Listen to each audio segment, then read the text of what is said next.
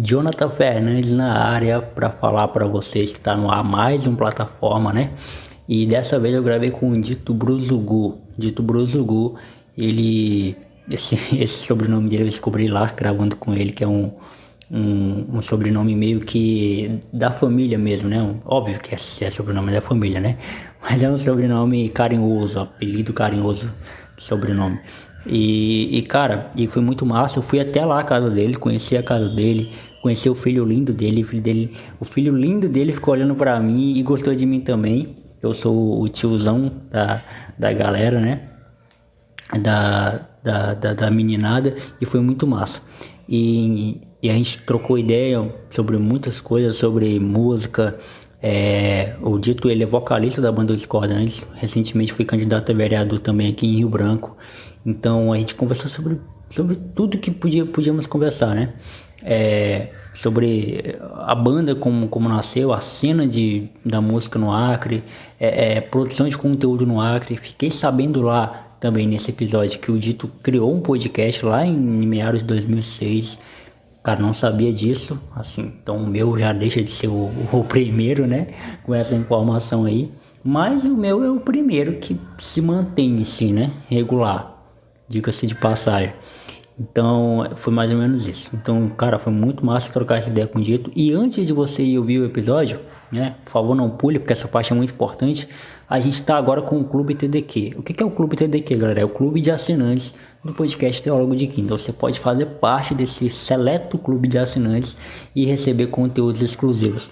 Não vamos te prometer nada mirabolante, né? Não vamos te prometer uma casa, uma moto, um carro, não. A gente vai te dar recompensas de acordo com aquilo que a gente considera justo e que está ao nosso alcance. Que é o quê? Que é mais conteúdos exclusivos, um podcast extra por mês para os assinantes de 10 e 2 podcasts extras por mês para o assinante de R$ 20. E sem contar que vai ter participação em sorteios também, sorteios de brindes que a gente vai sortear futuramente, né? Em parcerias que a gente tem com lojas amigas. Então, essa participação em sorteios para receber coisas em casa também vai ser desconto, enfim. Então, alguns desses conteúdos, e sem contar que você vai também fazer parte da curadoria do Teólogo de Quinta. O que significa, Jonathan? Você vai sugerir pautas, você vai sugerir convidados, e a sua sugestão, obviamente, por você ser um assinante, vai ter mais peso do que as outras, porque a parte da curadoria do podcast, você é o cara que vai meio que montar o programa junto comigo. Beleza? Então é isso, galera. Entre para o Clube TDQ, o link vai ficar aqui na descrição. Vai lá também nas nossas redes sociais, Instagram, @teólogo de quinta, @o Jonathan Fernandes. Você pode também seguir a gente no Twitter, @teólogoq, @JonathanF, se eu não me engano. E é isso. Então, sem mais delongas, vamos para o papo que tá da hora.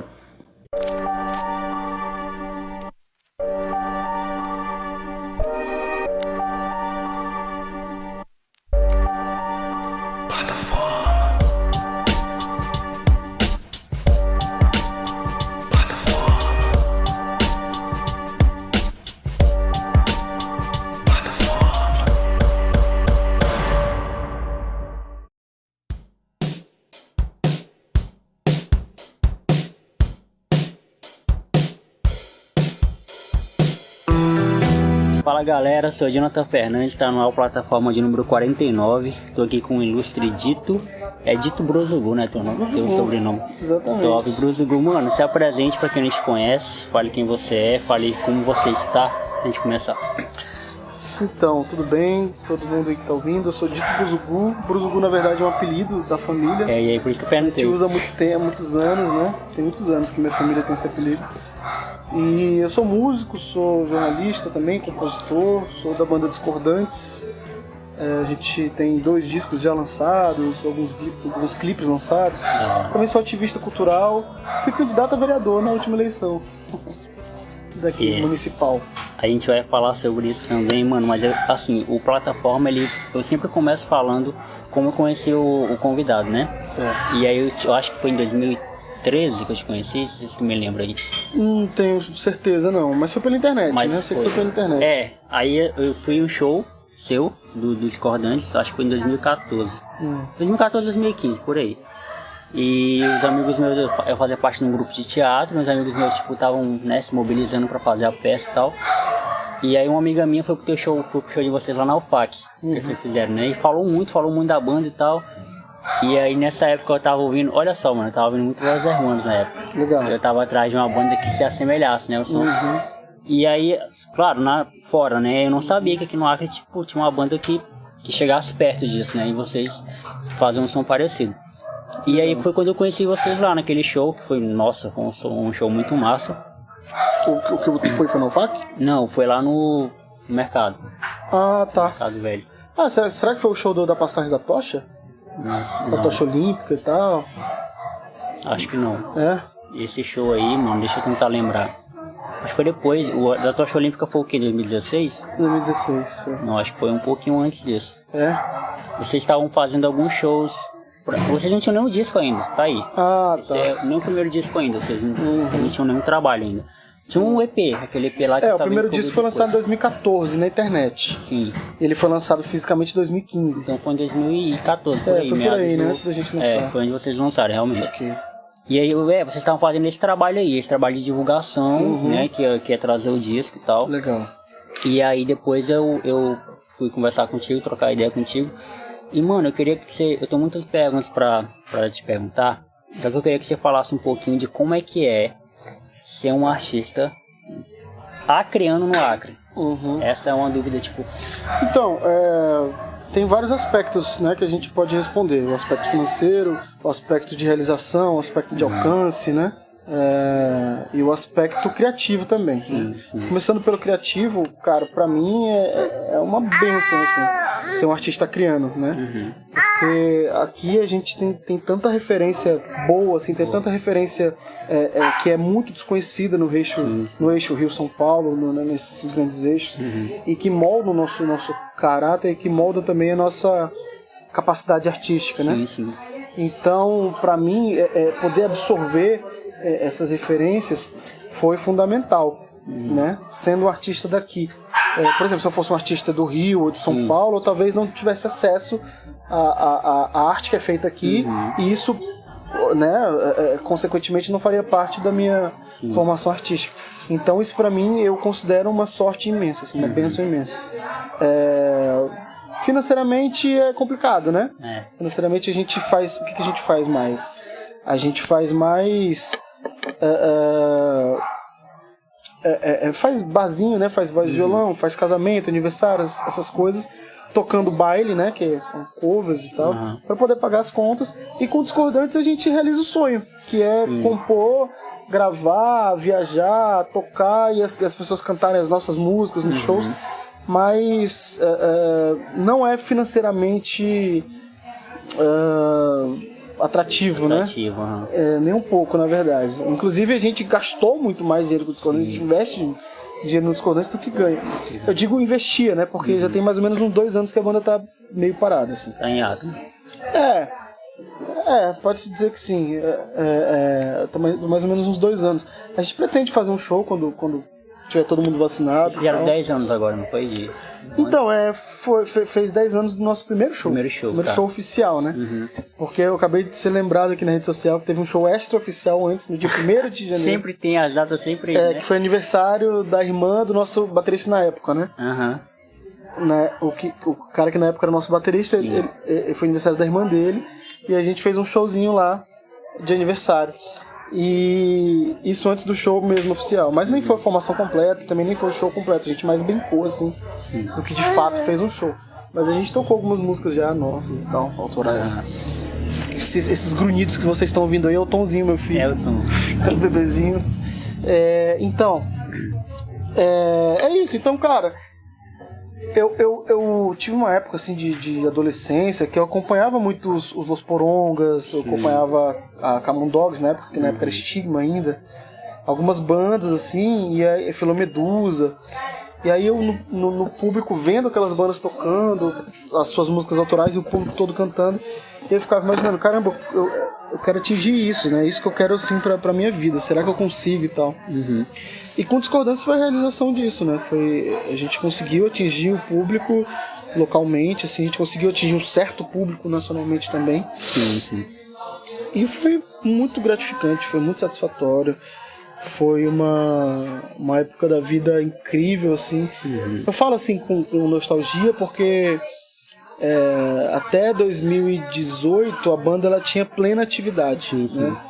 De 2018 pra cá, a banda já não tem mais plena atividade, né? A gente já não compõe mais, a gente já não grava mais. A gente já praticamente é uma banda assim que vai se reunir pra fazer show só pra matar a saudade, né? Hoje em dia a gente já não é mais uma banda que pretende gravar, que pretende lançar material novo, que pretende atingir algum patamar, não. E justamente pra isso eu tenho outros projetos hoje em dia também. Virou um Los Hermanos, né? Se reúne pela amizade. A diferença é que eles ganham muito dinheiro, a gente não. Não, cara, assim, por que dessa pergunta? Eu tenho um estigma muito grande com o Rio Branco, sabe? Eu tenho uma conexão muito forte com o Rio Branco, com o Acre em si, na verdade, meu estado. Eu já falei algumas vezes, até mesmo aqui no podcast, que eu não me imagino morando em outro lugar, a não ser, tipo, pra trabalho, a não ser pra... aquilo que vocês fizeram, sabe? Tipo, vocês levaram o disco de vocês pra fora. Eu lembro quando vocês foram fazer o show no estúdio, o show livre, né? Lá fora, foi muito massa aquilo ali. Pra você ter ideia, a gente marcou um encontro pra assistir o show de vocês. Foi, tá, a gente fez pipoca e tal, foi muito da hora. A gente se sente representado, a gente como acriano, foi por isso que eu te fiz essa pergunta. A gente colocou uma bandeirona do Acre, assim. Foi, mano, foi massa. Foi massa. E a gente se sente representado. Aquele primeiro disco, o segundo também, mas aquele primeiro disco fala muito do que é o Acre, tá ligado? Fala, não só sonoramente falando, mas como também pelas letras e tal. Legal. Tem todo uma coisa de Acre mesmo, aquilo que a gente realmente quer passar, por aquilo que nós somos. E assim, cara, pela tua fala, e também é um pouco do que eu sinto, óbvio, que dadas as devidas proporções, você faz música, eu faço podcast, né? Bate um pouquinho de frustração, né? Assim, tipo, em não poder... Não é uma frustração no sentido de que é ruim fazer isso. Não, é bom demais, é por isso que a gente faz. A frustração é de a gente não poder viver disso que a gente faz. Né? De a gente não poder, por exemplo, pagar nossas contas por aquilo que a gente faz. E óbvio que quem chegou a esse nível teve que trabalhar muito. Mas assim, o nosso trabalho para esse é como se a gente estivesse partindo atrás na corrida, né? Como se os caras, tipo, no eixo Rio-São Paulo, como você bem citou, o pessoal, tipo, que é mais notado, eles já tivessem um passo muito mais à frente e chegam lá muito mais rápido. Porque o mercado é lá, né? O mercado funciona lá, os escritórios das gravadoras são lá, os grandes empresários moram lá, os grandes eventos, a grande população, os grandes consumidores estão lá, o dinheiro está lá, né? Se a gente falar de música mais popular, como forró, como sertanejo, já não é lá, já é Goiás, né? Nordeste, o forró é muito forte no Nordeste, axé, que agora estão dominando o Brasil, né? Então o eixo Rio-São Paulo, pra gente que faz pop rock, que faz MPB e tal, é um dos eixos mais importantes, mas já não é mais o eixo financeiramente da música brasileira. O eixo financeiramente hoje da música brasileira é Goiás e Nordeste, né? Os artistas que mais movimentam dinheiro no Brasil hoje são os artistas sertanejos e os artistas do forró, como o Safadão e tal. E tem também a galera do funk, né? Mas a galera do funk eu acho que é mais assim... tem a Anitta, que é gigante, né? Que já transcendeu o funk há muito tempo. E tem uma galera mais nichada, né? De nicho, assim, e tal. Que chega aí, manda um sucesso, ganha uma grana e tal, depois some, né? Mas nada com a força que tem o forró, o Aviões do Forró, o próprio Safadão. O Safadão tem um estúdio dele, né? Que é o WS Studio. Gigante, o cara investiu 300 mil reais, 400 mil reais de equipamentos no estúdio, só pra gravar. Então tu imagina um cara que tem a possibilidade de investir 400 mil reais pra ter um estúdio próprio. Esse cara é enorme, né? Esse cara é gigante. Então é onde rola grana, né, cara? E a gente tá completamente fora de todos esses eixos. Principalmente por não fazer parte desses estilos musicais e pela distância geográfica, né? Então pra gente fazer música é teimosia, é amor mesmo, é vontade de fazer, de ter reconhecimento, né? Eu lembro que alguns anos atrás eu tava conversando com um amigo num bar, eu tava prestes a tocar, eu ia subir pra tocar, mas antes a gente tava conversando, ele falou assim: e aí, cara, o que tu pensa da vida, assim? Eu falei: como assim? Eu falei: por exemplo, tu tá na música já há muitos anos, mas sei lá, acho que daqui a 2, 3 anos, se não der certo, acho que tu já vai ter que partir pra outra, né? Já tu tá fazendo seus 30 anos, já vai ter filhos, não sei o que, vai ter que partir pra outra coisa. Eu olhei pra cara dele assim, tipo, pensando: quem que é esse cara pra tá falando isso pra mim? Mas ele tinha razão, né? Pior que ele tinha razão. Eu não falo isso pra desanimar, eu não falo isso pra dar um ar de desistência, assim. Eu falo que é real, cara, porque a gente precisa pagar as contas, a gente precisa comer, a gente precisa ter poder econômico, a gente precisa poder pagar aluguel, poder pagar a conta de luz, poder ter um carro, poder cuidar do filho, criar o filho e tal. E com esse sonho, a gente infelizmente não dá pra viver disso, né? Então é mais ou menos isso. Uma hora você tem que abrir mão, né, mano? Aconteceu uma parada... Se você realmente não conseguir atingir ali um sucesso financeiro, né, você vai ter que inventar outra coisa pra fazer. Sim. Aconteceu uma parada comigo hoje, inclusive, no dia que a gente tá gravando isso aqui, que eu sou muito vidrado em comunicação, mano, muito, assim... e eu encontrei no podcast uma boa... Eu encontrei, tipo, identidade no podcast, né? Porque meu sonho mesmo é trabalhar em rádio. Meu sonho. Se você chegar pra mim hoje e falar: Jonathan, eu tenho emprego pra ti na rádio, você vai ganhar R$500 por mês. Ótimo, eu vou. Abandono tudo e vou. Porque rádio é a minha parada. E aí eu fui... Eu não vou citar nomes, mas enfim. Eu tava com uma proposta pra narrar jogos do Campeonato Acreano pela Federação Acreana, né? E aí eu tinha que fazer um teste, né? E aí no dia que era pra eu fazer esse teste, eu não pude, porque eu trabalho, né? Então eu tenho um trabalho de carteira assinada e tal. E aí o cara me ligou hoje, né? Falou: e aí, você vai fazer o teste ainda? Eu falei: cara, se você me desse oportunidade, eu queria fazer o teste novamente, tá? E aí eu não pude fazer naquele dia porque eu tava sem tempo. E aí o cara me respondeu, tipo, foi super grosso, né? Falou: como é que você quer narrar jogo e você não tem tempo? Pra narrar futebol você tem que ter tempo. E aí bateu aquele, né, você respira um pouquinho ali e tal, e você, né, porque assim, eu não tenho como parar minha vida pra fazer um teste de algo que eu não tenho segurança, porque não é isso que me dá dinheiro, não é isso que paga meu aluguel, não é isso que me sustenta, entendeu? Então assim, pro cara ele pouco importa, eu tinha que arrumar um tempo pra fazer um teste pra ele, entendeu? E é óbvio que eu queria fazer, mas eu tinha que trabalhar. Mas ele ia te pagar? Pois é, ele não ia pagar pelo teste. Não, eu ia fazer um teste pra ver se porventura eu ia ser chamado, entendeu? Então é uma parada que, tipo assim, por exemplo, eu tenho um cara que sou muito fã no rádio, que é o Nonato. Ele apresenta o Bom Dia Gazeta, vocês conhecem ele. Ele apresenta o Bom Dia Gazeta na Gazeta FM, né? Cara, eu tenho 24 anos. Quando eu era criança, ele já fazia esse programa na rádio. Quando eu era criança, ele já fazia esse programa. Então você imagina aí, aposto que ele tá lá. Ele tá lá até hoje no mesmo programa. Por quê? Porque é um mercado que quando você entra ali, como não tem muita gente, não tem concorrência, não tem ninguém pra competir com você, você vai ficar lá por anos e mais anos. E isso é o que me frustra um pouco, Dito. E eu queria saber a tua visão. Isso é o que me frustra um pouco. Você não acha que, assim, eu sempre bato na tecla de que tem que ter gente fazendo, né? Por exemplo, o podcast era só eu comecei em 2018, até em 2019 pra cá, era só eu fui atrás de mais gente pra fazer, pra levantar uma cena, tem muita gente fazendo a mesma coisa, e não encontrei o pessoal da TV Cachola agora, 2020, e a gente bateu uma ideia, as ideias bateram e tal, a gente tá na mesma sintonia. Mas assim, tem uma galera que se isola, tem uma galera que não quer, que faz conteúdo pra lá, não quer saber e tal, eu respeito, beleza, mas você não acha que o que acaba, e aqui eu falo acaba no sentido artístico mesmo da parada, e que não faz a gente ter notoriedade como os outros cantos têm, a gente pode pegar o próprio exemplo do Whindersson, cara, do Piauí, sabe? Piauí, olha só, de onde que você imagina que um fenômeno do Brasil ia vir do Piauí? Não desmerecendo o Piauí, estou falando que, né, a gente nem sabe nada de lá, a gente que está aqui no Acre, a gente não sabe nada de lá.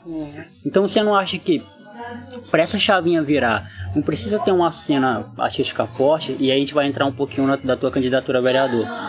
Foi por isso que eu dei meu voto para você, né? Primeiro porque eu conheço e porque eu confio. Você não acha que precisa ter uma cena cultural, uma cena artística, uma cena de gente produzindo conteúdo que seja forte a ponto de solidificar isso, incomodar assim as pessoas, no bom sentido, né? Incomodar no bom sentido. Olha só quanta gente está fazendo conteúdo aqui. Jonathan, eu acho assim que na verdade isso é muito cíclico, né? Por exemplo, eu vou te dar uma informação que eu acho que tu não tem. Eu fiz podcast em 2006. 2006, 2007, mais ou menos eu fiz um podcast. Mas você parou? Que era o Grito Acreano Podcast. Que era sobre música, sobre bandas do Acre e tal. E da região Acre-Rondônia. Da hora. Fiz junto com o Adaildo Neto e com o Hugo Costa. O Hugo Costa que hoje trabalha na CBN, trabalha na rádio. O Adaildo é designer. Então a gente fez podcast por um tempo e tal. Então, assim, é muito cíclico. Por exemplo, teve um tempo, no final da década ali de 2010, né, que é entre 2001 até 2010, que o Acre tinha banda pra caramba, meu. Tinha banda pra dar em VD, tava todo mundo compondo, todo mundo fazendo banda, todo mundo gravando, todo mundo tocando em festival. Tinha o Festival Varadouro, tinha o Festival Grito Rock. Rio Branco tinha pelo menos 3 festivais, né? E aí você tocava em festival em Porto Velho, que tinha mais 2, 3 festivais. Tinha o Festival Beiradeiro, tinha o Festival Casarão, tinha o Festival Grito Rock Porto Velho, né? Então, tinha um Festival da Escadaria. Tinha uma cena. Tinha uma cena, uma cena grande. E aí essa cena, ela foi minguando, né? E aí depois vai se criando outra e outra e outra. E assim, acho que são coisas de altos e baixos, né? E fazer arte no norte, cara, é muito por amor, assim, cara. É por amor. Então, criar conteúdo no norte primeiro, você ter várias barreiras. A barreira do preconceito, porque o pessoal daqui do norte não consome coisa do norte, né? Só quem consome são seus amigos e tal. Então, pra você provar que você é consumível, você vai ter que quebrar essa barreira. E como é que quebra essa barreira? Eu não sei. Pro Discordantes eu sei. Pro Discordantes a gente precisou fazer uma turnê em São Paulo. Precisou fazer uma turnê no Brasil, tocar em São Paulo, no Rio, em Curitiba, em Minas, no interior de São Paulo, São José dos Campos e tal, para que o povo de Rio Branco, do Acre, entendesse que a nossa música tinha qualidade suficiente para eles ouvirem, né? Então, para que o Acre nos consumisse, a gente teve que sair do Acre. Sim. Né? E aí, existe essa barreira do preconceito, né? O TV Cachola, por exemplo, eu tenho certeza absoluta que o Flow Podcast tem muito mais audiência no Acre do que o TV Cachola. E o TV Cachola é feito aqui, com o pessoal daqui, entendeu? Então, existe essa barreira. O TV Cachola tá conseguindo quebrar, porque os meninos são populares, têm amigos, são conhecidos, divulgam pra galera, divulgam pra um amigo, pro outro e tal. Estão chamando gente legal pra falar. E isso é massa. Eu acho que isso quebra um pouco dessa barreira, mas mesmo assim é difícil. Então é uma parada cíclica, é uma parada que às vezes estoura, às vezes mingua. Eu já vi isso várias vezes acontecer em Rio Branco. Ter cena com várias bandas e depois ter cena com... Tu procurar 3 bandas autorais num evento e não tem, e não achar. E às vezes tu precisa de 10 bandas autorais e tem 20 atrás de ti pra tocar. Isso acontece sempre, de anos e anos, assim, vai mudando. E eu acho que agora que com essa cultura nova dos podcasts, o próprio Flow, assim, é um podcast que tem uma audiência muito grande e que puxa muito isso, né? A galera vê e, pô, vamos fazer igual que a gente quer fazer e tal, não sei o quê. TV Cachola, eu acho que surgiu mais ou menos disso, né? Sim. Eu não sei se você surgiu... Mas muito provavelmente, eu nem sei como é que tu surgiu como podcast, mas muito provavelmente foi por referência. Foi por ver alguém fazendo, achar legal pra caramba e falar, caramba, preciso fazer isso. Eu imagino que tenha sido por isso, né? Então, mais ou menos isso, mano. A referência... E não foi nenhum acreano, né? Não, e assim, essa coisa, tipo assim, você falou do discordante, de fazer show fora e carregar aquele rótulozinho de banda acreana fazendo show em São Paulo, né? A gente teve que sair, né, cara? Eu lembro com muita exatidão, assim, que a gente viajou numa quarta-feira. E pra São Paulo. A gente passou um mês em turnê lá. Na sexta-feira anterior, a gente foi fazer um show no Loft. E esse show tinha, sei lá, 20 pessoas. Bem vazio, assim. Viajamos pra São Paulo. E a gente ficava divulgando tudo que a gente fazia. Isso. Todo show a gente tocou, sei lá, na casa tal em São Paulo, divulgava e impulsionava e ficava divulgando tudo. E as nossas redes sociais, elas bombaram muito nessa época.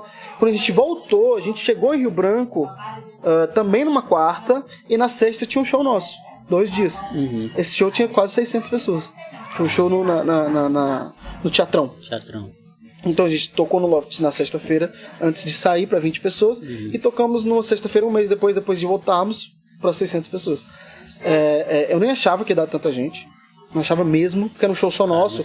Eu não fazia noção, assim, do que estava acontecendo. Eu não fazia ideia que a banda tava bombada, assim. A gente entrou lá no Teatrão, a gente montou tudo, passou o som, daí a gente veio pra casa, tomou banho e se arrumou. Quando a gente chegou no Teatrão, ainda era cedo. Então tinha pouco carro, tinha pouco movimento. A gente entra por trás e fica no camarim lá esperando, com as cortinas fechadas. E fica lá no camarim esperando lá e sem ter ideia do que estava acontecendo. A gente achava, sei lá, que ia dar uns 200 pessoas. A gente tava procurando, 200 pessoas, massa, do caramba. Quando a gente pegou o instrumento que abriu aquela cortina, que a gente viu aquele mundaréu de gente, cara, a gente teve um troço em cima do palco, assim. E a galera, gritando, a gente olhando assim, que porra é essa? O que tá acontecendo, tá ligado? Foi isso que aconteceu nesse show. E isso foi muito marcante pra gente, assim. Foi um negócio muito louco, assim. Isso aconteceu, cara, 3 vezes na nossa vida de banda. Esse sentimento, assim, de surpresa. Sim. Aconteceu 3 vezes na nossa vida como banda. A primeira vez foi em Porto Velho, no dia 7 de setembro de 2012. A gente foi tocar em Porto Velho. A gente já tinha disco ainda, né? Antes disso, 2012. A gente só tinha tinha uma demo, acho que nem um EP tinha ainda, era uma demo só, que a gente tinha gravado Enquanto Puder e Descrença. Só tinha essas 2 músicas gravadas e a gente tinha lançado na internet. Daí a gente foi tocar em Porto Velho e quando a gente chegou lá, a banda ia acabar. Na verdade, a banda tinha meio que acabado antes daquele show. A gente só foi cumprir aquele show porque a gente já tinha marcado. Passagem paga, hotel pago, tudo pago. Beleza, então vamos. Daí a gente foi, mas a banda já tinha conversado, vamos parar, vamos acabar e tal. Tá. Fomos tocar em Porto Velho. A gente foi abrir o show do Pouca Vogal, que é uma banda do Humberto Gessinger e do Duca Lindecker, né? E aí tá, a gente subiu no palco pra tocar antes dos caras, a casa tava lotada, a gente tava bem nervoso porque, sei lá... E a gente começou a fazer o show, a galera começou a curtir. Quando a gente tocou Descrença, que era uma das músicas que tinha gravado, tinha uma galera cantando. Caramba. Pouca gente, mas tinha uma galerinha cantando, galera que sabia cantar. Tipo, caralho, que legal. Quando a gente tocou Enquanto Puder, que foi a última música do show, tinha muita gente cantando. Muita gente cantando, gente que a gente nunca viu na vida, de Porto Velho cantando. E foi naquele momento ali, a gente se deu conta que a gente era mais conhecido em Porto Velho do que em Rio Branco. Caramba. No dia seguinte, a gente foi pra rua e a gente foi parado e tirado foto, reconhecido na rua. Parado pra tirar foto, isso nunca tinha acontecido em Rio Branco. A gente foi reconhecido numa lanchonete, o cara que tava atendendo a gente falou, caramba, vocês são discordantes e tal. E depois na Praça de Ferro, né, de novo, um grupo de uma galerinha, caramba, a gente foi pro show de vocês ontem, a gente adora as músicas de vocês, e tiraram foto e tal. E a gente decidiu não acabar com a banda. E essa foi a primeira vez que a gente se surpreendeu. Sim. Ou seja, por culpa desse show em Porto Velho, a gente não acabou com a banda. E aí a gente, caramba, a gente é mais conhecido em Porto Velho do que em Rio Branco, a gente precisa mudar isso. A gente começou a fazer show, começamos a gravar e tal, não sei o que. A segunda surpresa foi essa, do Teatrão. E a terceira surpresa foi o show de lançamento do segundo disco, que foi na Concha, no dia 11 de junho de 2017. Voltou também. Então, foi mais um caso desse, da gente ir pro camarim muito antes do show, não se ligar no que estava acontecendo na frente, e quando a gente subir no palco, ter uma mar de gente, assim, segundo as contagens da PM, foram cerca de 4 mil pessoas. 4 mil pessoas é muita gente, cara. Nossa, uma pessoa é muita gente. Exatamente. Então, ali foi tipo o auge, assim, o pico da nossa carreira. Foi um momento, com certeza, de longe, mais emocionante das nossas vidas como artista, né? Tanto eu quanto o Saulo, que tem estrada pra caramba. O Saulo já tocou em quase 60 cidades no Brasil, assim. O Érico, que tem uma vivência com samba, com pagode, com sertanejo, que ele tocava antes, né? Então, em todos os nossos anos, assim, como artistas, como músicos, aquele momento ali foi com certeza o momento mais marcante da nossa carreira. E foi uma grande surpresa também.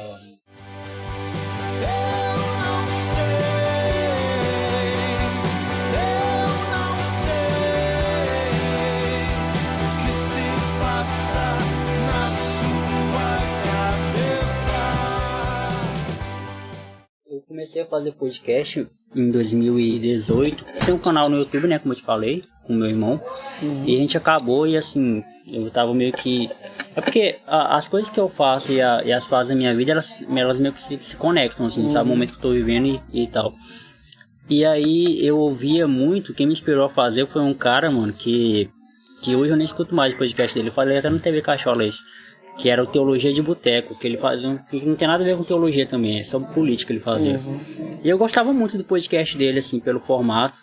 E E aí eu vi o Bibotalk também, eu vi muito podcast de teologia. Então, assim. o nome do teu podcast, ele foi meio que... Isso, inspirado, porque pra mim o cara pegou o nome que eu queria, Teologia de Boteco, entendeu? Só que aí como o meu podcast também não é de teologia, mas eu queria colocar alguma coisa que tivesse a ver, primeiramente, que tivesse a ver com... que quebrasse essa coisa, tipo assim, do nome, tá ligado?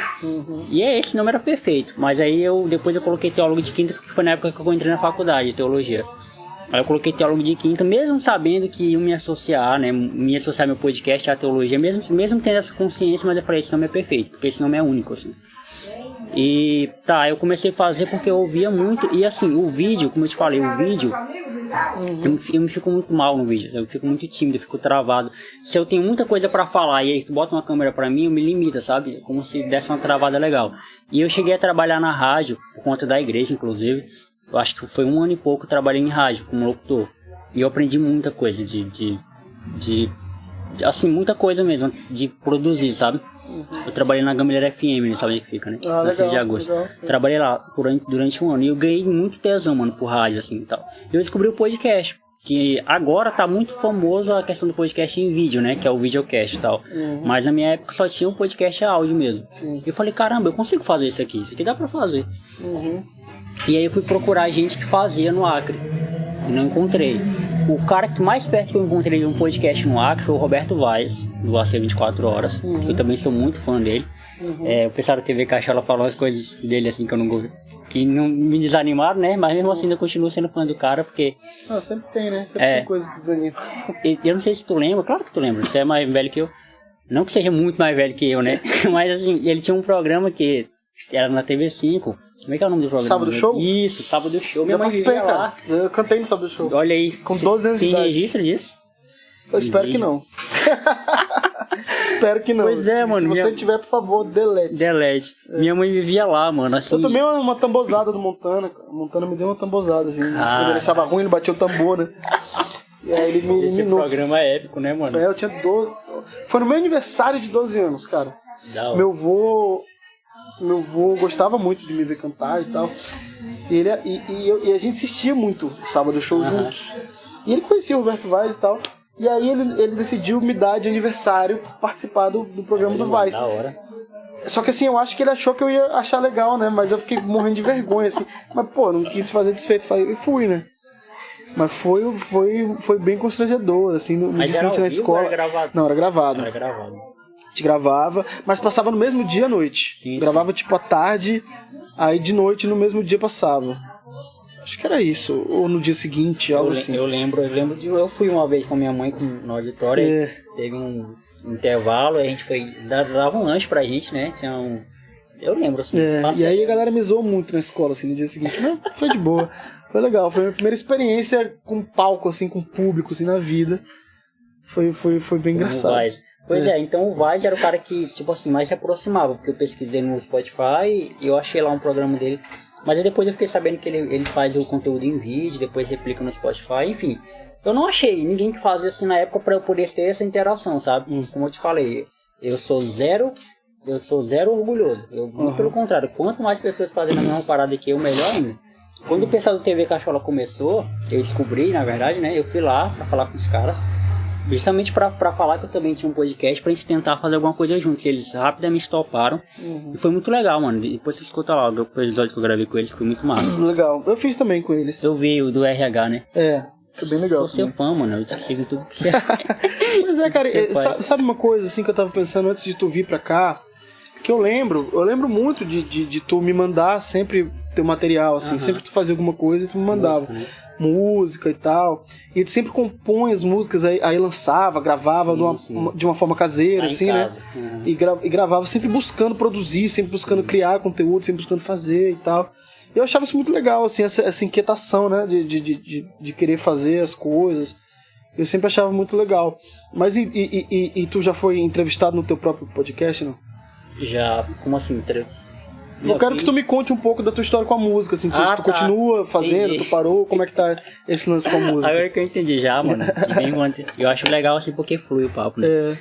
Já, mano, assim, é porque eu sou de uma família de músico também, né? Meu avô tocava violão, meu pai é cantor. Ah, é? Meu pai tem 2 discos gravados. Quem é teu pai? Josué de Araújo. Ele Legal. canta sertanejo gospel. Agora ele não canta mais gospel, né? Porque ele se desiludiu muito assim, com a igreja e com... A mesma coisa que a gente tá falando aqui, só que no sentido mais micro, que é a igreja, sabe? Que é o pessoal não valorizar o cara. E aí, o meu pai me ensinou 3 acordes no violão. 3. Foi o suficiente. Ele me ensinou o sol, o ré e o mi. Depois eu aprendi mais um, mas enfim, vamos ficar nesses 3. E aí eu sempre escrevi muito, mano, escrevi muito. Eu sempre fui o cara de escrever. Quando eu era criança eu tinha muito problema pra falar, eu era muito tímido, eu era muito acanhado, não saía nada, sabe? Eu era muito encostado, assim. E então a escrita era a minha forma de extravasar, porque eu sempre fui inquieto, que a gente falou, sempre quis fazer as coisas, então não podia fazer, tipo, me expressar falando, então eu escrever. Aí você lembra que antigamente o governo dava aqueles cadernozinhos que tinha uma árvorezinha na frente, que eu achava muito massa. Sim. Eu usava aqueles cadernos pra escrever, mano, então eu lotava aqueles cadernos de poema, crônica, contos, enfim. E aí, mano, eu comecei a cantar, né, muito cedo também, por causa do meu pai. E aí, a minha avó também me desiludiu muito cedo. Até falei no podcast que eu gravei com o Caio, eu falei sobre isso. Que a minha avó falou assim, meu filho, música não dá dinheiro. Isso, tipo assim, eu era criança, ela acabou com o sonho de uma criança. Mas enfim. E aí, eu vendo meu pai cantar, vendo meu pai tocar, assim, eu comecei a me interessar por música, né? Aí a gente criou uma bandazinha de escola, chamada Distrito 92, isso no ensino médio já, né? Distrito 92, eu lembro de eu escrever minha primeira música, chegar pro meu pai e mostrar pra ele, e ele falar, não, isso aqui tá uma merda. Isso aqui tá uma merda, porque meu pai sempre foi chato com letra, né, também. E aí me frustrou, mano, porque na minha cabeça a música tava impecável. Nisso tu tinha quantos anos? 11 pra 12. Eu era muito novo, mano. Aí a música era ruim, mas pra uma criança de 11 anos tava boa, entendeu? Só que meu pai pegou e isso foi bom pra mim, porque eu vou fazer melhor, então, vou fazer mais bonito. E aí eu comecei a compor muito, mano. Aquele período que eu te mandava coisa, era o período que eu tava produzindo muito, escrevendo muito. E aí, eu sempre fui um cara assim, tipo assim, que eu tenho minhas ideias, sabe, de coisas. Eu enxergo as coisas, eu gosto muito de ouvir as pessoas, justamente porque eu gosto de entender como as coisas são, por que tu pensa assim, sabe? É por isso que eu não sou politizado, eu sempre gosto de ouvir, eu gosto de distrair as coisas para ver o que tá acontecendo. E aí eu lembro que meu pai pagava muito caro para produzir as coisas dele, né? Tipo assim, 2.000, 3.000 reais na época, né? Hoje, 2.000, 3.000 reais não é 2.000, 3.000 reais na época, né? E meu pai pagava, tirava tipo assim do próprio bolso, pra gravar, pra mandar as capas, antigamente era CD físico, né? Pra gravar as capas em Goiânia, aí trazia, e pra vender era outro trampo. Meu pai saía em gravadora dando o disco dele, aí ia pras igrejas, tipo, fazia 2, 3 músicas, vendia 2, 3 CD, assim. Então, e aí eu adolescente na época, 16, 17 anos, já achava aquilo ali muito... Por que o cara tá cobrando esse absurdo pra gravar, tipo assim, essas músicas assim? E, sabe, eu não entendia. Hoje eu entendo, né, que cada trampo é um trampo e cada um dá um valor que acha justo, né? Hoje eu entendo isso. Mas assim, se eu consigo fazer isso na minha casa, e a qualidade, beleza, que não vai ser a mesma qualidade de um estúdio, mas que dá pra ouvir, dá pra começar, por que eu não faço isso daqui? E aí eu comecei a fazer de casa, aprendendo nos trancos e barrancos, né? Muitas músicas eu deletei do canal, porque eu achava que não fazia sentido hoje. Mas muitas eu deixei lá ainda. E aí eu comecei a ver gente daqui fazendo isso também. Tipo, principalmente essa galera da batalha, né? Batalha de rap. Também fez rap uma época, né? De vez em quando eu ainda faço, pra dar uma desabafada. Que o rap tem uma lírica melhor, né? E é porque é a minha realidade também, mano. Eu cresci ouvindo rap, só que não é um estilo de música que eu prefiro fazer. E aí eu vi o pessoal fazendo também. E aí o pessoal começou a me procurar pra fazer, né? Os caras da batalha que me conheciam. Pô, produz um som pra mim, cobra quanto? Eu não cobrava nada pra galera. Não, traz aqui que eu faço. Eu só não faço beat, mas traz um beat que eu produzo. E eu comecei a produzir pra galera, de graça, assim. Produzi muito. Mas tu gravava como em casa? Com microfone? Como é que eu gravava os meus trampos sozinho, sem nada, só com o microfone do celular. A galera gravava a voz, trazia a voz pra mim, e eu em casa fazia. Eu juntava o beat com a voz do cara, ajeitava um pouquinho nos ruídos da voz e tal, dava uma amplificada lá e dava pro cara o material. Em troca disso, o cara me divulgava. E isso foi bom pra mim, porque comecei a ganhar um dinheirinho por fora por conta disso, né? Que pros amigos eu não cobrava, mas pra galera eu passei a cobrar. Saquei. E aí, mano, música pra mim é assim. Música pra mim é uma forma de me expressar também, sabe? Eu não me considero mais um artista, tipo, um artista musical e tal. Não me considero como me considerava antes. Porque não é uma coisa que eu sinto vontade hoje de fazer, assim. Eu canto porque eu gosto de cantar. Foi engraçado a última vez que teve pagode antes da pandemia, né? Teve um pagode ali no Puro Malte. A gente tava assistindo o jogo de São Paulo, foi o São Paulo ganhou do Palmeiras dos pênaltis. E aí os caras do grupo lá de pagode lá me conheciam, o vocalista, me chamou pra cantar, né? E eu nunca tinha cantado pagode na vida, porque pagode, né, tem um tomzinho de voz mais lá, dependendo da música, né? E eu tava já meio que lá mais pra lá do que pra cá, e fui cantar. Os caras gostaram muito, pô, mano, que da hora, sei o que, você canta pagode. Eu falei, não, eu nunca cantei pagode na vida, foi a primeira vez. Eu acho que até errei a letra. E aí os caras me chamaram pra cantar, aí eu falei, não, mano, vou deixar passar, tem gente mais capacitada que eu aí pra fazer isso aí. Não é meu trampo, aí veio a pandemia e tal, e meio que ficou por isso. Então música pra mim, mano, eu ainda faço. Meu irmão faz muito, meu irmão tem 13 anos, escreve como ninguém, o Rafael. Legal. E eu incentivo ele a fazer, sabe? Ele mesmo produz os próprios beats agora. Então eu pretendo trabalhar com música, mas assim, nos bastidores, assim, produzindo, ajudando a produzir, divulgando a galera. Escrevendo também, eu tenho 2 músicas que eu escrevi, que tá com a dupla lá de Goiás, uma dupla lá de Goiânia, eles são, tá lá, junto no material deles pra gravar. Se essas músicas forem gravadas, eu já vou estar satisfeito. Saquei. E compositor, eu escrevo muita música, assim. Legal, mas cara. É isso. Massa demais. É bom, né, saber do envolvimento das pessoas com a arte, assim, né, sempre é legal. Inclusive foi por isso que eu tentei achar um espaço na política, assim, pra... Isso, bora entrar nisso aí, mano. Pra falar sobre... Pra chamar a atenção, né? Pra isso, pra arte, pra cultura, pra bora entrar nisso aí, velho. Assim, eu tenho alguns tios que são políticos e tal, vereadores, só que eu só vejo eles no tempo de eleição, tá? São meus tios e tal, mas eu não conheço, não tenho muito contato com eles. E assim, ano passado, eu não me acostumei a falar no passado ainda, mas em 2020 foi uma época que eu falei, caramba, vereador, mano, vereador e prefeito é algo tão importante pra gente, mano, porque assim, tá tão próximo, né? É a nossa cidade, é o mais próximo da sua rua que você vai encontrar um vereador. Exatamente. Né? Depois do presidente de bairro, claro. Primeiro degrau. É o primeiro degrau, exatamente, é o cara que você pode cobrar mais rápido porque tá ali. É a voz direta, né? É a voz direta. E aí, quando eu fiquei, assim... Eu fiquei sabendo da sua candidatura muito tarde, pra poder dar um apoio de divulgação. E aí eu falei, caramba, eu tava vendo suas propostas, né? Que eu vi de todos os vereadores possíveis.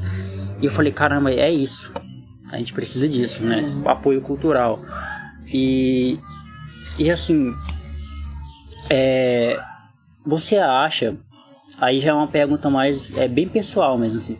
Você acha que dava pra fazer alguma coisa sendo vereador, assim, no sentido de que pelo menos começar algum trabalho, né? Se não para não transformar o Rio Branco a capital da cultura, mas pelo menos colocar ele, porque assim, em grau de comparação eu sempre olho para Manaus e Porto Velho, eu sempre olho para esses dois, que é o que tá mais perto da gente, né? Sim. Cara, em Manaus é tão evoluída nesse sentido, né, mano? Porto Velho também, mas Rio Branco é tão atrasado. Né? Então, cara, como vereador, simplesmente não dá, né? Pra você fazer absolutamente nada. O vereador, ele só fiscaliza o poder público. Sim. Mas o vereador, ele tem ele pode procurar parcerias, né? Eu, por exemplo, a minha ideia era procurar parcerias com as fundações de cultura, né? Que era a Fundação Elias Mansur e a Fundação Garibaldi Brasil.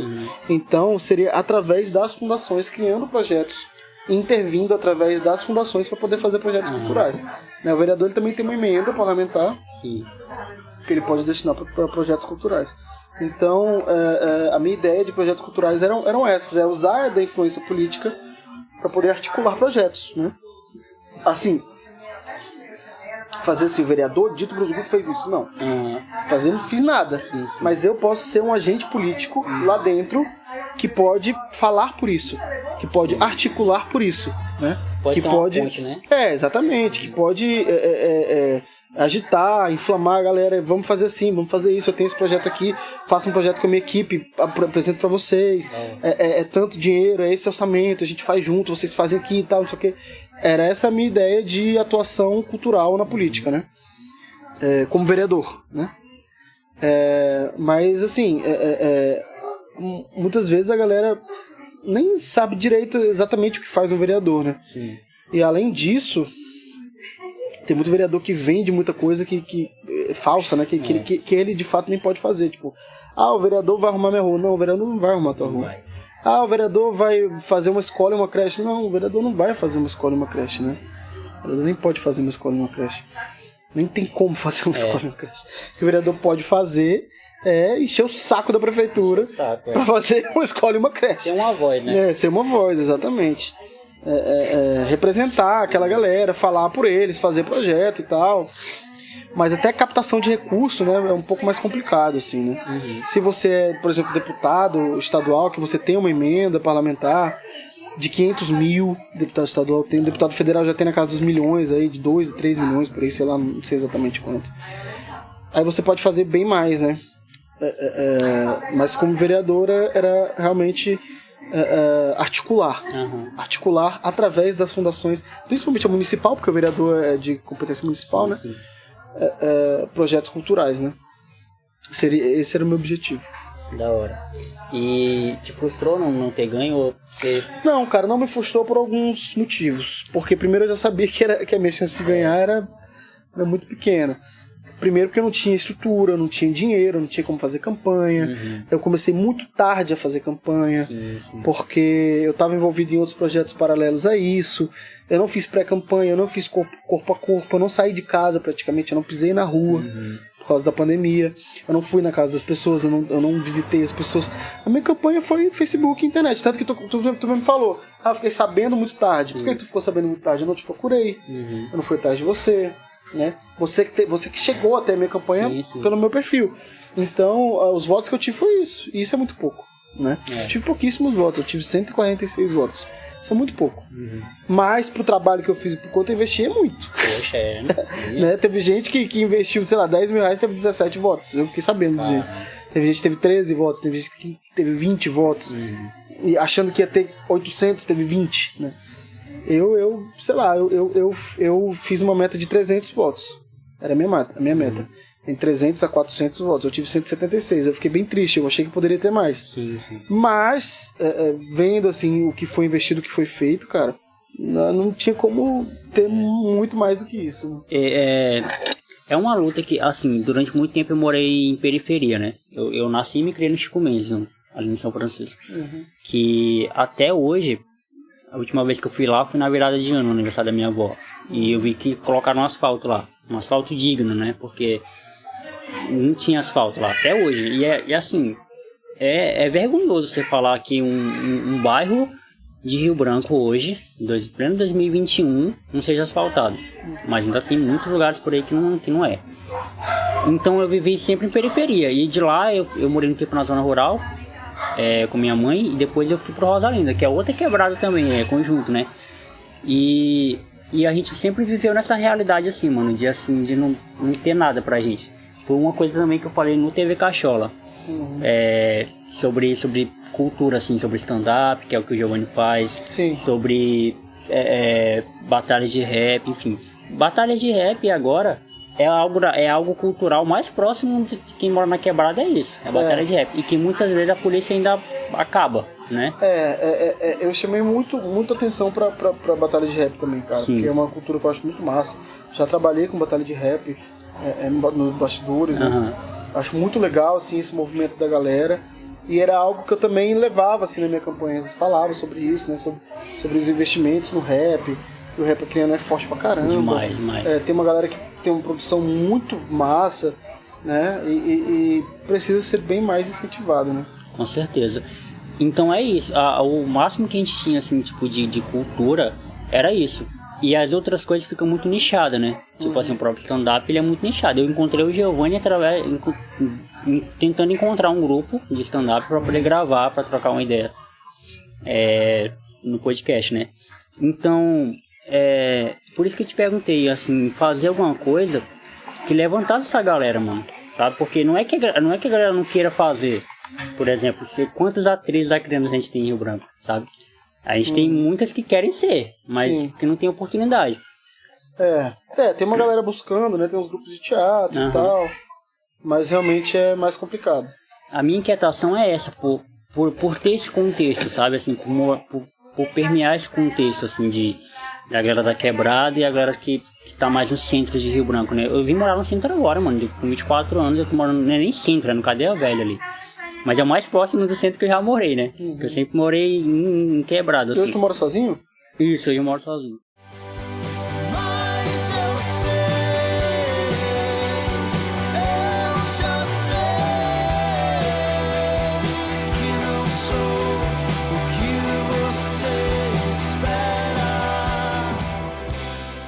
Você foi morar uma época no Rio, não foi? Isso. Mas você foi pra 2019. quê? Pra trabalho? Não, eu fui, na verdade, cara, porque eu queria estudar piano e produção musical.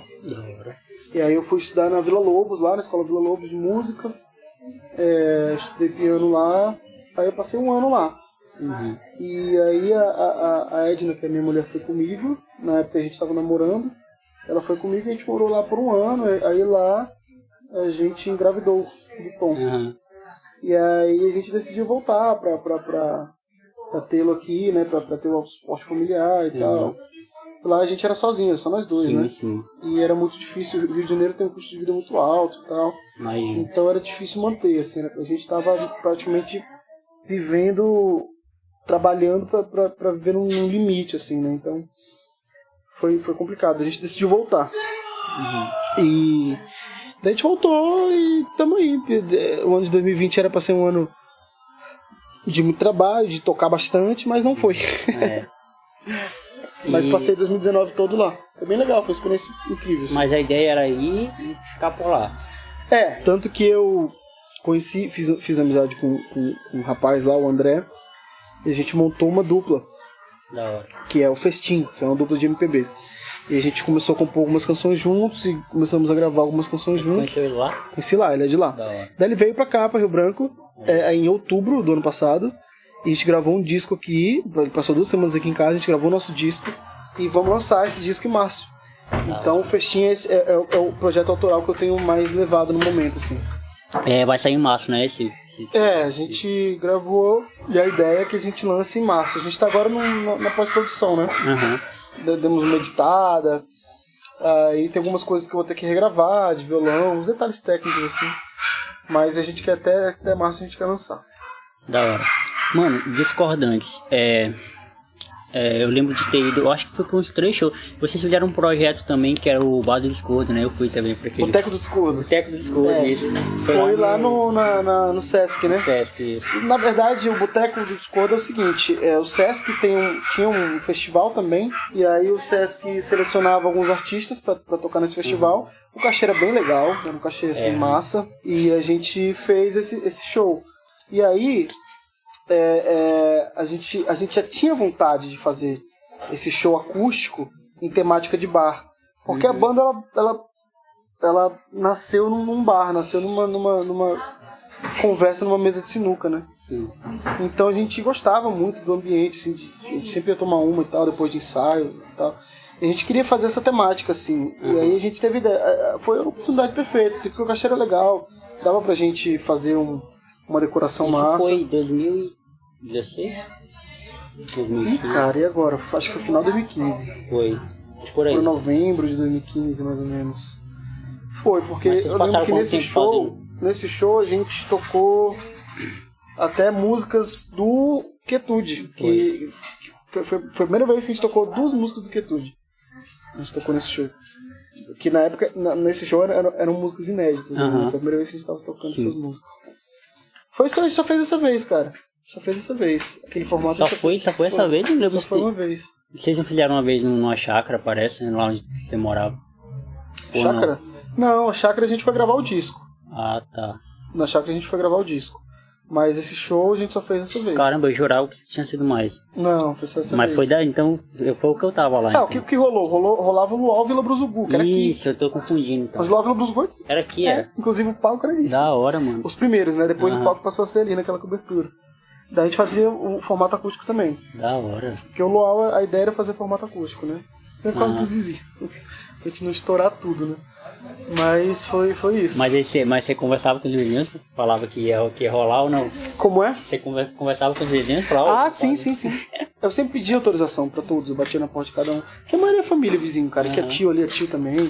Pois é, cara, e eu achava que vocês tinham feito mais shows do coisa, mas foi só esse então, no set, né? Foi só esse. Aí a gente fez os Luaus Vila Bruzugu em acústico, né? Que era... A gente usava arranjos parecidos e tal, assim. Mas o boteco mesmo com aquela decoração de bar, Foi massa. aquela parada com o garçom indo servir a gente e tal. Foi só aquele. Aquele show foi legal, cara. Aquele show lotou e mais de 100 pessoas não puderam entrar, assim. Teve muita gente que não conseguiu entrar. Foi muito louco. Eu isso. lembro mesmo de lotou mesmo. Inclusive o Sesc chegou a fazer uma proposta pra gente fazer uma segunda edição, justamente por isso. Mas acabou não rolando, assim. Eles fizeram a proposta, a gente aceitou a proposta, mas acabou não rolando. Não sei porquê, assim. Não lembro porquê. Quem organizava na época era o Marcos, né, eu acho. Quem organizava? O Marcos? Não, o Marques, ele era do teatro, né? Ah, tá. Quem fazia mais a música era acho que era Marcos Luz, o nome dele. Que era um cara muito gente boa, que era um cara de fora até, pianista, tocava muito, cara. Mas ele foi embora, foi embora. Inclusive, eu não tenho mais contato com ele, assim, há muito tempo, assim, mas é um cara bem gente boa, assim. Um grande músico, cara. Da hora. Mano, tem uma particularidade dos discos de vocês. Eu ouvi muito Quietude também, só que o primeiro eu tenho uma identificação muito maior, né? Com o primeiro. E tem algumas músicas lá que são músicas que dá pra perceber que são músicas bem particulares, assim. E isso não inibe o fato de ser em banda, né? Assim como os Discordantes também tem muita música que é muito Rodrigo Amarante, mas é Los Hermanos. No sentido pessoal do cara que compõe.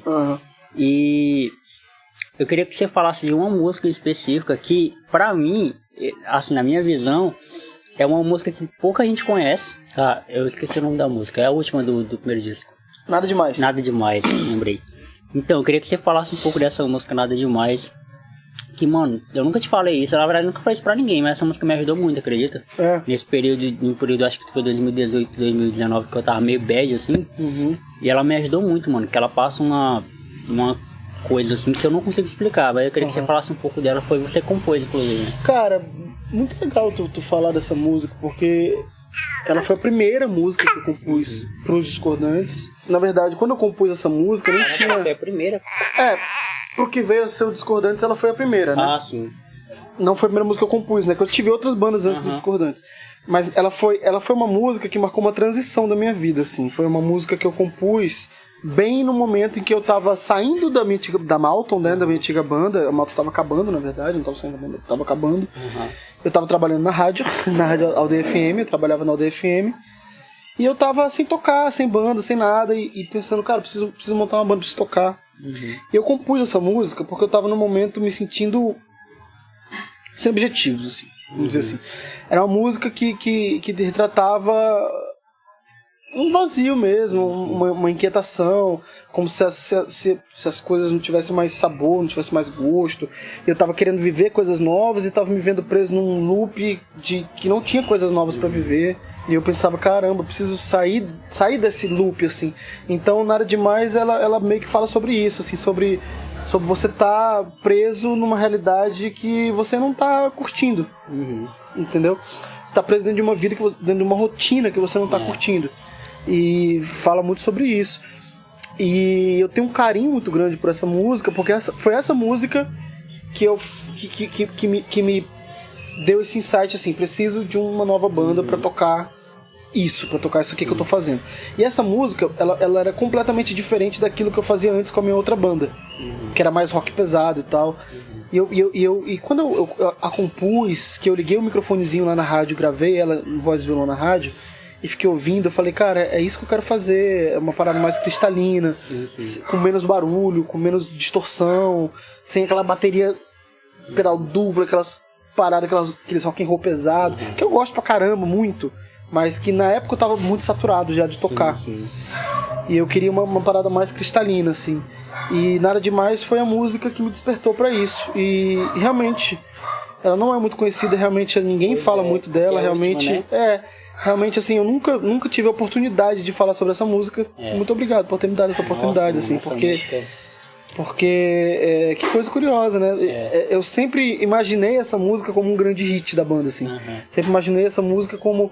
Inclusive, quando a gente montou a banda, que a gente foi ensaiar pela primeira vez, ela foi... as 3 primeiras músicas que a gente compôs juntos como banda, ensaiou, foi essa... Eu Sei Que Não Sou O Que Você Espera de Uma História de Amor, que eu compus na mesma época as duas. Acho que foram só essas duas, na verdade. E a gente brincava muito que essa música, Nada Demais, essa é a música que a gente ia tocar quando a gente fosse tocar no Jô Soares. Então o nome dela é Nada Demais, mas o apelido dela é a música do Jô. Toda vez que a gente ensaiava, vamos ensaiar agora a música do Jô. A gente ensaiava ela. Porque a gente achava que ela ia ser o grande hit do Discordantes. Mas acabou que não, acabou que ela é uma das menos conhecidas, assim. Isso enquanto puder nem existia ainda, né? Enquanto puder a gente compôs um pouco mais pra frente. Nossa, mano, eu lembro que quando vocês tocaram ela lá no Sesc lá, Sim. Me emocionei pra caramba, né? Eu tava na frente assim, né, na hora que vocês tocaram, eu falei, caramba, a minha música, velho. Até porque a gente não toca muito ela em shows. Não toca. É raro a gente tocar essa música em show, né? Não, isso que agora você explicou um pouco de como ela nasceu, é exatamente o que eu tava vivendo na época. Eu tava nisso aí, velho, de o que eu vou fazer da vida, pra onde é que eu vou. Eu tava trabalhando na época no telemarketing 2018. 2018 eu tava trabalhando no telemarketing. E assim, foi aquela coisa de assim, caramba, tá todo mundo fazendo faculdade. Eu não quero fazer faculdade, sabe? Eu não quero ir pra onde o pessoal tá indo, mas também eu não quero ficar só nisso. E aí eu ouvia muito essa música, assim, ela me ajudou muito nesse período. E aí foi logo quando eu tomei as decisões pra vida, assim, né? Eu entrei comecei a fazer teologia, que é a parada que eu gosto. E comecei a dar rumo, assim, pra minha vida. Fechei alguns ciclos e abri outros, assim. Então essa música, ela é muito marcante. E aí depois veio o Quietude, né? Que é o segundo disco de vocês. Qual é a distância de um pro outro? De anos, assim? O primeiro foi lançado em 2014 na internet, em 2015 físico, né? Mas o lançamento mesmo oficial é em 2014.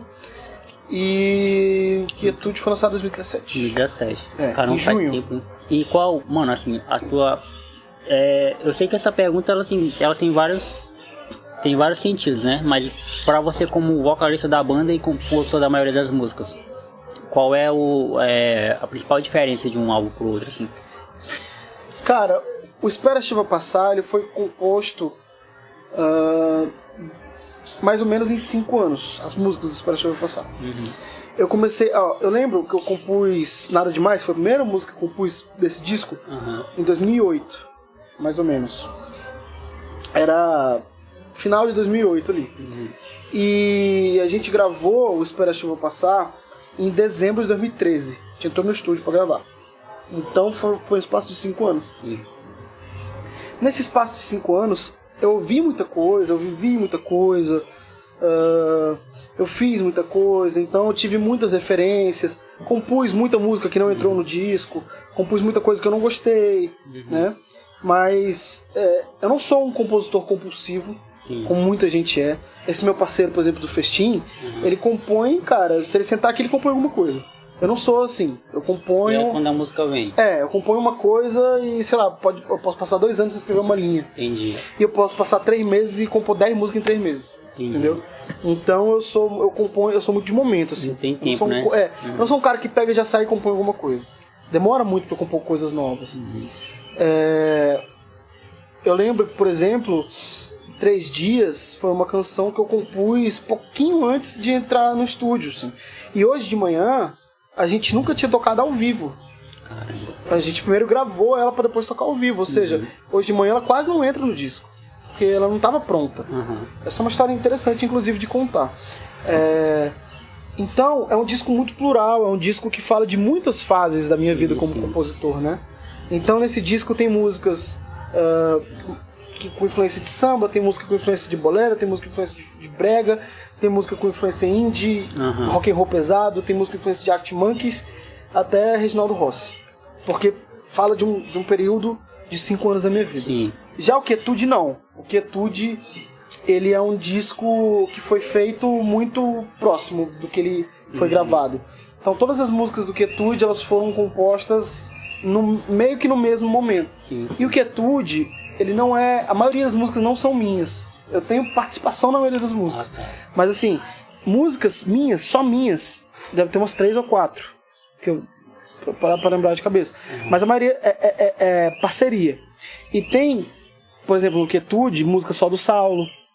Tem parceria do Saulo com o Diogo Soares.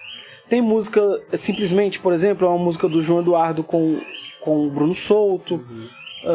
É a única música do disco que não é de ninguém da banda, que é Simplesmente. O resto todas ou são só minhas, ou minhas em parceria com alguém, ou só do Saulo, ou do Saulo em parceria com alguém. Entendi. Então o Saulo, ele mostrou mais a faceta dele de compositor nesse disco também.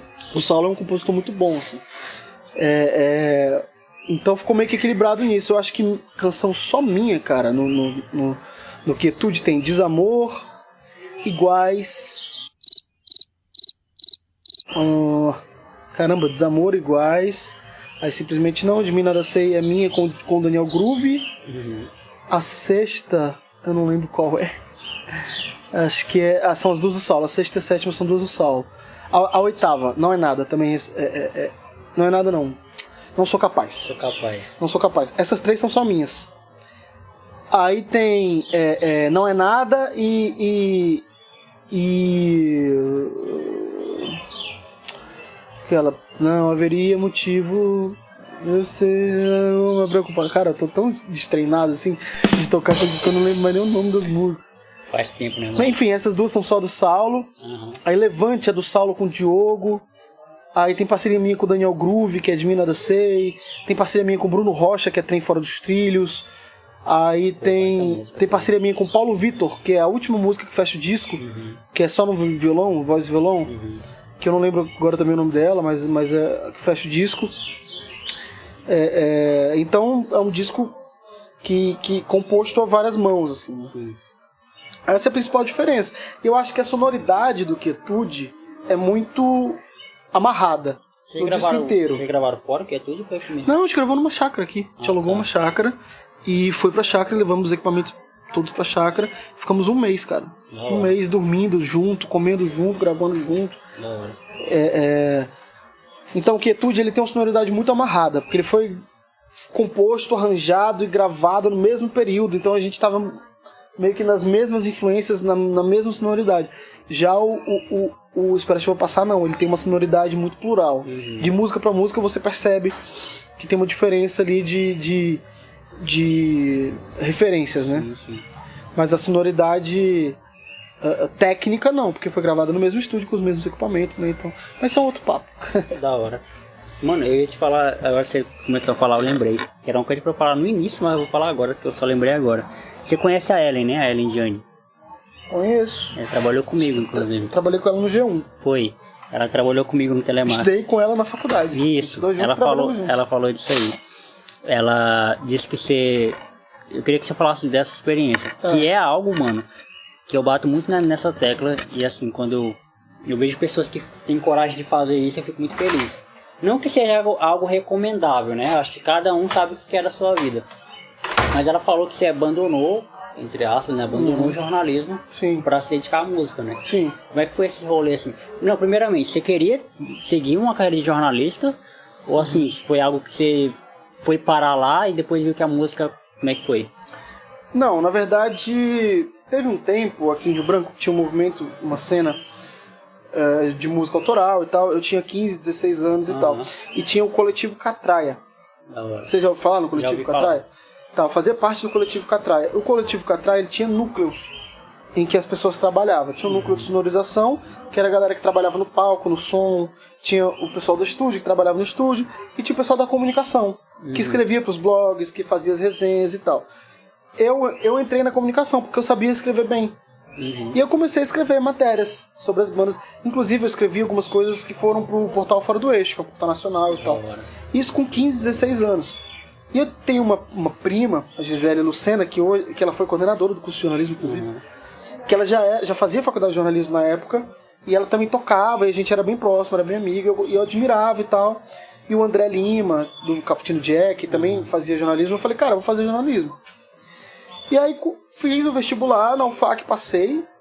Eu não fui um aluno muito dedicado no ensino médio e consegui passar, assim, passei bem colocado até. Falei, cara, que legal, passei na UFAC, vou fazer. E aí comecei a fazer a faculdade, mas, cara, eu tenho um problema de ansiedade muito grande, assim, eu acho que uma sala de aula é algo que me dá arrepio, tá ligado? Também dois. Eu não sou muito fã de sala de aula, assim, de ficar sentado numa sala de aula ouvindo o professor falar e você ter que ficar lá das 7 até as 10 da noite, todos os dias, e aquilo não me faz bem, cara, sabe? É impressionante, assim. Não me orgulho de falar isso, mas, porra, é foda. É diferente da escola, porque a escola é meio que obrigação, assim, e tem que ser pai e sua mãe ali, você tem que ir e tal. Mas faculdade, como você já é adulto e você já toma suas próprias decisões, é diferente, né? E aí tinha aula todo sábado, de manhã, e eu tocava todas as sextas à noite. Sim, eu tocava no Piola, na época eu era no Piola. Eu saía do Piola tipo 4h30, 5 horas da manhã, né? Aí, daquele jeito. Cara, daquele jeito. Aí, pô, pra ir pra aula 7 da manhã no sábado era difícil, cara. E eu comecei a reprovar essas matérias de sábado. E comecei a reprovar por falta. Aí eu comecei a tocar muito no meio da semana, aí ia tocar, não ia pra aula, comecei a reprovar muito por falta. Até que teve uma hora que eu falei, bicho, não dá mais, eu não vou...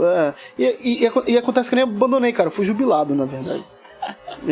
Mas eu atuei como jornalista, carreira de jornalista, fui jornalista há muito tempo. Inclusive meu último trabalho de carteira assinada foi como editor do Globoesporte.com, do portal Globo Esporte. Eu era editor lá. E foi uma experiência muito massa na minha vida também, foi um período muito legal. Eu trabalhei no Globo Esporte, na verdade, por 3 vezes. Você conheceu o Paulinho? Sim. Só que o Paulinho é da TV, né? Eu era do portal, do site. E trabalhei por 3 vezes no Globo Esporte, em 2013, em 2015 e em 2018. E essa terceira vez, em 2018, foi a melhor, assim, porque eu era editor, né? Na primeira vez eu fui como estagiário, na segunda vez como repórter, na terceira vez como editor. E aí foi uma experiência muito legal na minha vida, assim. Foi um período muito legal da minha vida. Foi curto, mas foi muito bom, muito proveitoso, foi muito animado. Foi na época da Copa do Mundo, foi uma época que eu tava completamente vidrado em futebol, em esporte. Eu praticava crossfit na época, eu tava muito focado no lance de emagrecimento e tal. Então foi muito legal, assim. Até que eu pedi demissão justamente pra ir morar no Rio, pra ir embora pro Rio de Janeiro. Mas enfim, foi isso, assim. Eu meio que fui obrigado a largar o jornalismo. Mano, eu gravei com muito jornalista, velho, porque assim, é a minha pira, assim, né? Eu não me imagino fazendo jornalismo. Assim. Não, cara, eu adoro jornalismo, adoro. Pois eu só não curto academia, né, cara? Então, é a parte que você tem que passar, né? A academia, assim, não dá pra mim, assim. Eu não curto esse ambiente acadêmico, assim, essa parada de aula, porra, eu não curto, cara. Mas tu não acha que adoro jornalismo. Agora a gente já vai entrar num papo mais filosófico da parada, mas tu não acha que é, tipo assim, pelo sistema de ensino que a gente tem, mano? Porque mano, na verdade eu acho que são vários motivos. A gente não é o único a não gostar disso. Primeiro eu mesmo, eu não sou uma pessoa... Eu sou uma pessoa meio ansiosa, não consigo ficar muito tempo parado num lugar. Tu pode ver que eu tô aqui balançando assim toda hora. É difícil pra mim, assim, ficar parado no mesmo lugar, assim, é complicado. Uma vez eu fui numa sessão, cara, do Daime, fui tomar Daime. Na verdade não era Daime, era Vegetal, que era uma sessão da União do Vegetal.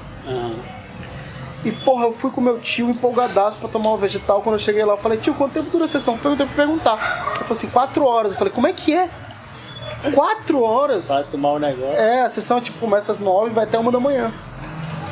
Cara, eu passei... Mas só dá de tomar no final, era? Não, você toma no começo. Ah, tá, mas tem que ficar. Mas tem que ficar. E você fica na trip lá, né? E aí, mano, eu fiquei balançando meu pé. Você lembra que eu ficava balançando meu pé? E eu dormi que eu ronquei, assim. A galera ficava me acordando, assim, porque eu roncava alto, assim. Nossa, mas foi muito louco essa experiência. Mas eu voltei outras vezes também, participei. Mas pra mim, um grande problema, assim, com o Vegetal, né, que é o lance mais da religiosidade, mais do cristianismo, né? Eu não me identifico, assim, com o cristianismo. Então, pra mim era difícil, porque é uma religião cristã, né? É uma doutrina cristã. E eu realmente não tinha essa identificação com a parte cristã da parada, assim. É por isso que eu acabei não frequentando, assim, o vegetal. Mas acho muito legal, achei bem bacana, assim. Da hora. Pois é, mano, assim, às vezes eu fico pensando, muito amigo meu que fazem faculdade, inclusive, agora por causa da pandemia teve o negócio do EAD, né? Sim. Pra mim já é o contrário, o EAD eu me adapto super bem. Ah, é? Até porque o meu, assim, a minha metodologia de ensino lá, eu não é ao vivo. O professor grava a aula e me manda a aula gravada. Então já é a distância. A distância. Se fosse presencial não dava. Então assim, eu sou, nesse sentido aí, mano, eu tenho que reclamar não, eu sou muito privilegiado. Eu trabalho numa empresa que é 6h20 a carga horária. E minha faculdade é à distância, eu consigo fazer em qualquer momento da vida, né? Óbvio, você tem que ter disciplina, né? Te exige mais disciplina, EAD. Exige, cara, exige. Exige mais disciplina. E aí, mas assim, comparado à galera que trabalha 8 horas e tem que fazer faculdade e ir até o local, eu sou muito privilegiado. E aí o pessoal falando, mas eu não gosto. Mas tem que ir lá uma vez por semana, assim? Não, a minha é totalmente EAD. Então, totalmente em casa? A minha é EAD. Assim, a minha é por módulo. Tem um módulo por mês, todo mês é uma matéria, então eu tenho que encerrar aquele módulo naquele mês. Não importa qual vai ser o meu ritmo de estudo, tá ali, as aulas estão ali, eu tenho que fazer os trabalhos, que no caso é sempre uma redação e a prova, então é 10 de redação e 10 de prova, aquele tradicional lá. E aí... E a teologia? Eu estudo teologia. Teologia reformada, é bem específico. Qual é o mercado pra teologia, cara? Pra quem é cara, assim... No Acre eu acho que não vai ter pra mim, né? Mas eu falo, mas assim, você pode trabalhar tanto sendo professor de religião na escola particular, não sei se na escola pública, porque não tem MEC, né? Então eles exigem um MEC, né, pra escola pública.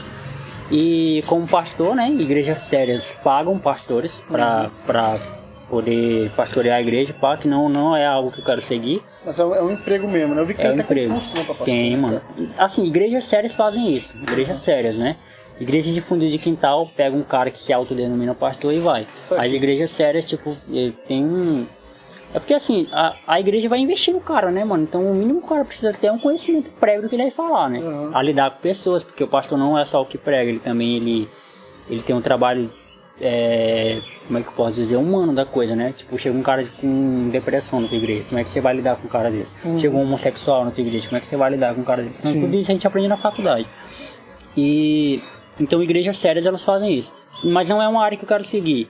A minha área que eu quero seguir, mano, é a área acadêmica. Eu quero escrever livros, eu quero dar aula, né? Eu quero trabalhar nessa área, assim. Tipo, poder desenvolver nesse sentido. Mas até isso, mano, sendo bem sincero contigo, até esse lance de faculdade de teologia eu sou desapegado, sabe? Assim, é óbvio que eu gosto, se não fosse eu nem estaria fazendo. Eu entrei pro curso de música da UFAC em 2015, eu acho.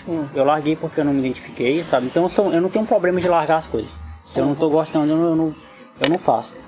Mas eu quero fazer justamente porque eu quero tirar um pouco desse karma da minha família de não ter ninguém formado, sabe? Na minha família não tem ninguém que é formado ainda. Então eu acho que teologia é o mais próximo disso que eu posso chegar. Mas eu tava falando de quem mesmo? Tava falando de alguma coisa que... De faculdade, né? Então é disso mesmo que ele tá falando. Pois é, mano, alguns amigos meus estavam reclamando, assim, de como é que conseguiram terminar o ensino médio com essa forma de ensino, né? E às vezes eu fico pensando, caramba, realmente, mano, é uma parada que não é produtiva, né? Tipo assim, as pessoas não gostam de estudar. Estudar é uma parada muito...